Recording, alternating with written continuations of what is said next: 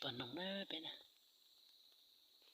rồi thì ta đó bé, rồi thì sắp nó chú xứ.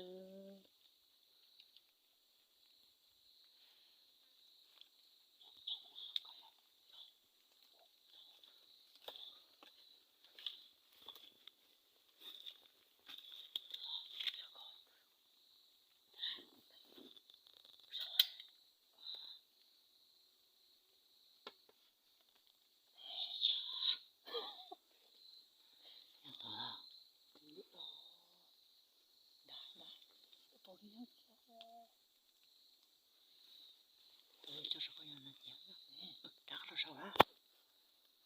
Tôi ở đâu? Chọn nữa.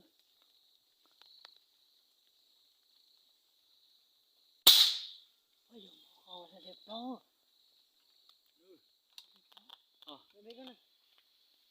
Nông khẩu ăn đá nữa. Nông khẩu đá nữa. Ta tỏi nhân tàu nông ơi. Ăn tàu nông ơi. Trộn để dập đây.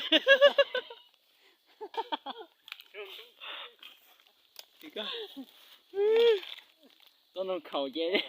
Trộn lên để trộn con sông ơi. Ôi dô. Wow. Cho bạn buộc ở đâu rồi.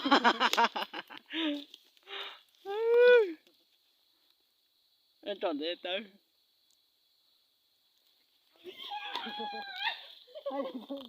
Ê.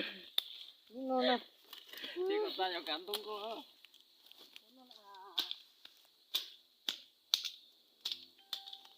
Đại u.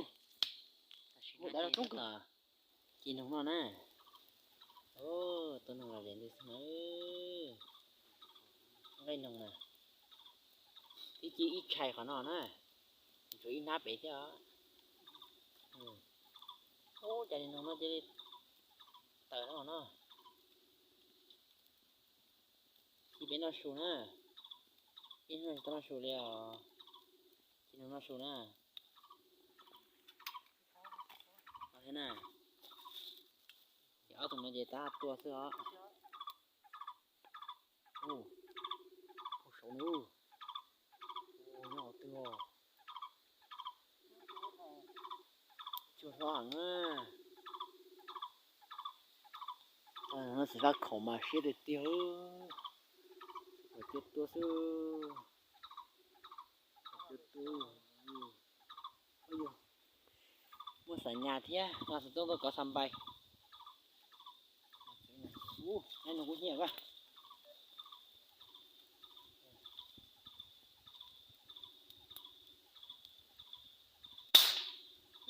Trời ơi.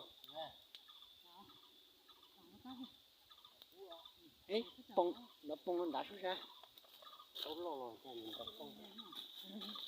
nó trầu nữa nè. Xe tạt tạt ơi, nó cầu xuống rồi. Cá toàn cơ.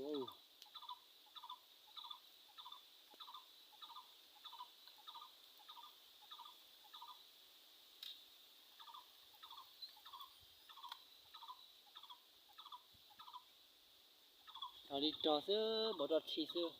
Nó sẽ vào khẩu này. Chặt lòi luôn.